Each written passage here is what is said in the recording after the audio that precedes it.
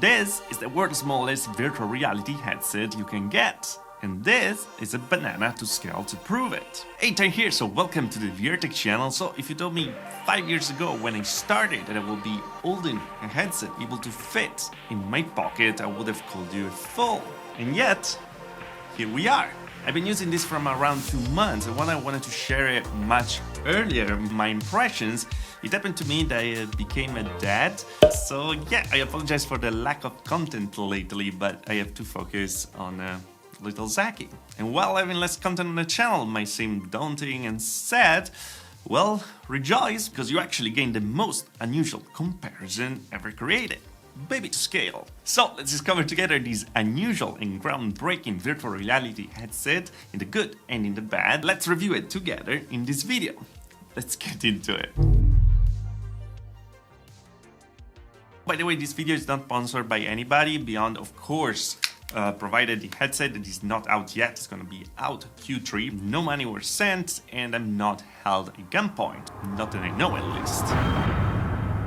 Also, this is a pre-production unit, so things might change for the better when this is gonna be out. So yeah, this can't be a full review, of course. Alright, here we are. This is the big screen beyond, the world's smallest virtual reality headset on the market, created by Big Screen, a social company that made an app to watch movies or videos and stuff with friends. And then they decided to try to create the best VR headset out there. The smallest, lightest thing possible. How is this possible though? Well, because they came with a vision that wasn't to just make a headset for everybody, but actually create a headset custom made for every single customer that will buy it. So that means that the face cushion that is over here, removable, will be exactly created for your face with a scan of your face, having a fixed IPD adjustment just for you, where the lenses are in the right position, taking out all the moving part of a headset, making it lighter and of course smaller. And the result, as you can see, is pretty staggering.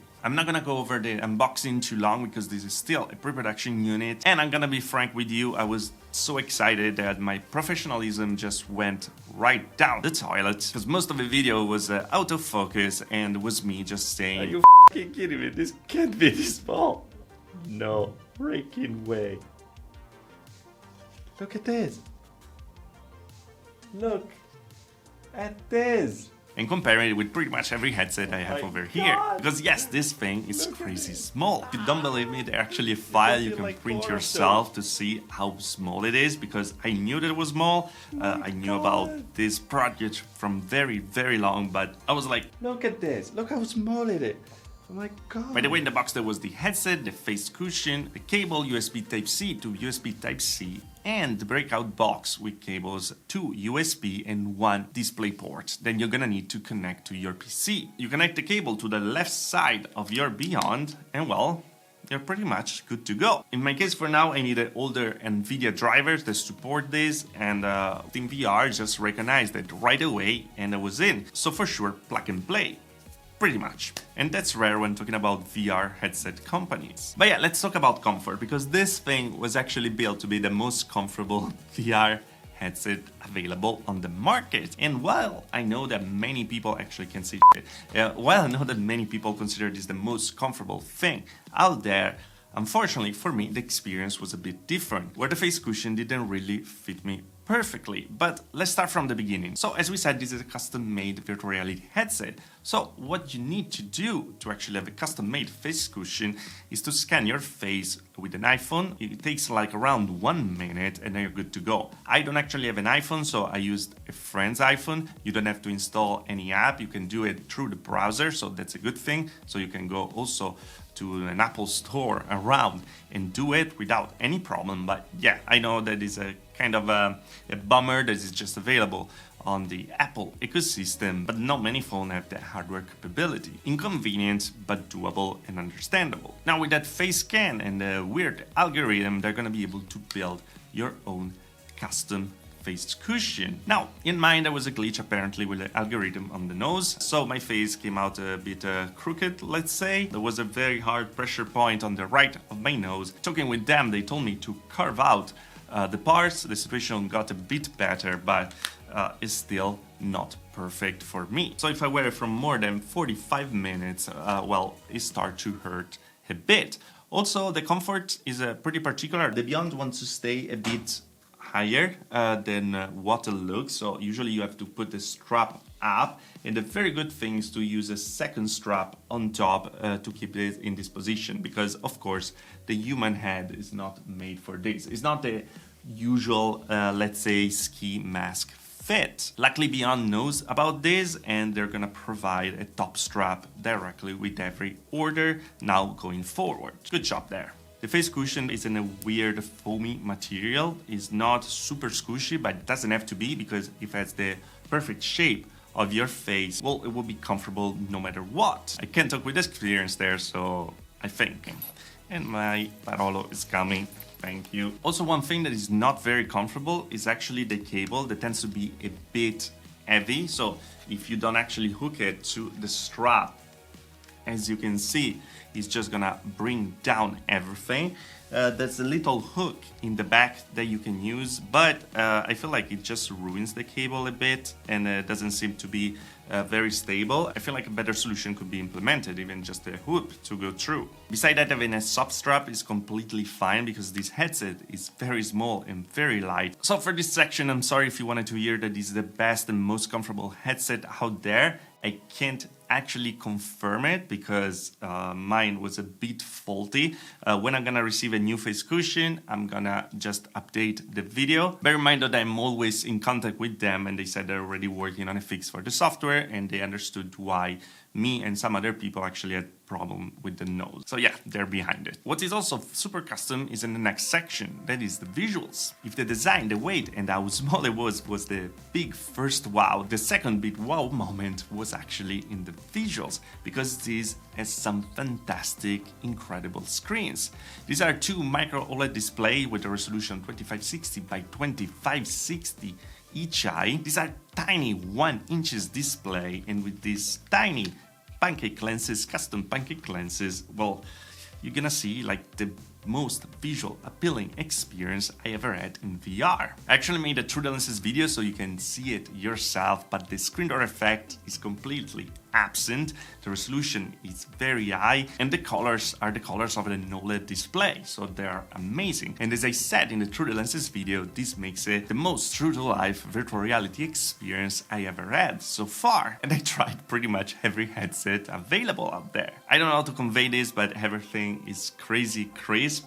I was super impressed. I'm still super impressed, and still gives me the wow effect every time I wear it, and that's something. Is that everything perfect though? Well, not really. The lenses are very, very small, as you can see, so the FOV is very big for what you imagine with lenses this small. It's actually around the 95 degrees as I measured. That is very similar to the first Quest, but the problem is that FOV feels a bit smaller because, as I said in the TTL video, there's a kind of vignetting effect going on, so the sides get much darker and it's impossible to read close to the sides. So while the eye box, the spot where your eyes has to sit in front of the lenses, is very big and it's very good because they're pancake lenses, the sweet spot, what you look at inside, is not extra big.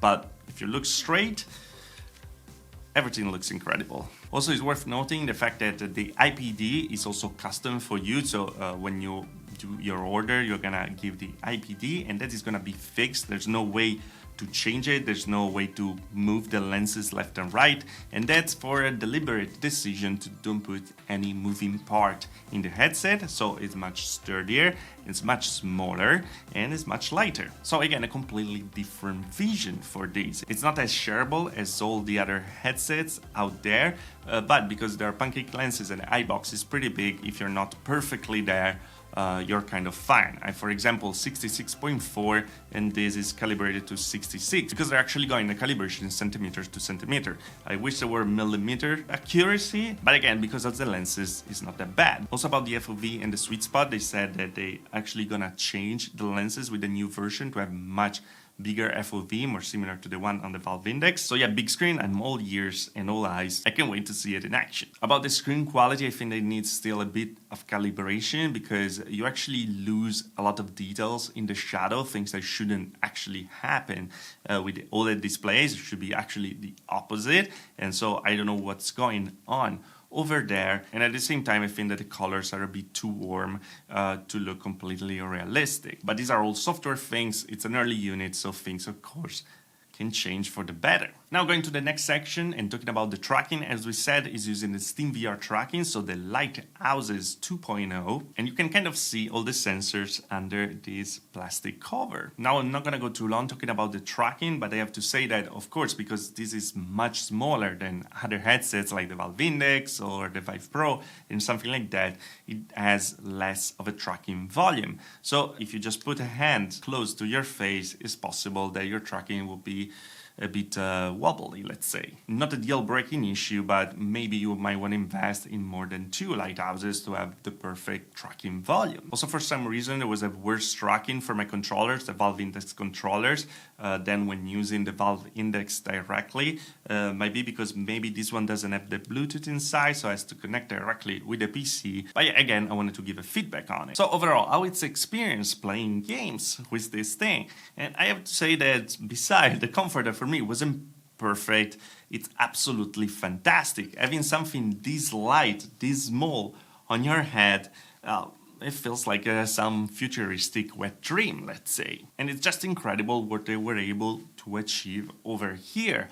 With the screen clarity using simulators is absolutely fantastic. You can spot and see pretty much everything on the track, and that's absolutely what you want. It's gonna work in 90 or 72 Hertz, and as I said, having this high resolution, this vivid color, these very dark blacks, well, brings to life pretty much every game over again. Playing Elite Dangerous, for example, was mind-blowing. Everything feels so real, and it's really hard to explain. The funny thing is this feels amazing to play games. Instead, watching movies with this in big screen VR feels a bit weird for the vignetting effect and the small sweet spot. And I'm pretty sure that if I didn't have the very strong pressure point on my nose and parts of my face, I would probably want to wear it for very long VR sessions. I got lucky. But now, what do I think about it? So first of all, this is not gonna be for everyone, and that's part of the idea of big screen at the end of the day. This is gonna be $9.99, and to use it, you're gonna need to also spend money on the lighthouses if you don't already have them, and also VR controllers that support the SteamVR tracking. So yeah, of course, it's for big VR enthusiasts. If you're a big VR enthusiast though, this is very close to perfection, to what you want. There's some things that I didn't like much, like the lack of the headphone jack, so you have to use Bluetooth headphones, and the fact that the second USB Type-C, the USB 2.0, by the way, is behind this little piece of plastic, so you're not gonna be able to connect every cable that you have. You need a particular shape for it. But I'm sure it's gonna look good with their first-party audio strap. What impressed me and what I love about this headset and what makes it different from all the others, that for once a company didn't just try to copy and paste an Oculus product. They actually had the vision, and following that vision, they made something incredible. Right or wrong, you're gonna be the judge of it. They didn't just chase the thing of a VR for everyone, ready to be used by everyone out there, but they wanted to make the best product they could, and so they chased the vision. They chased the vision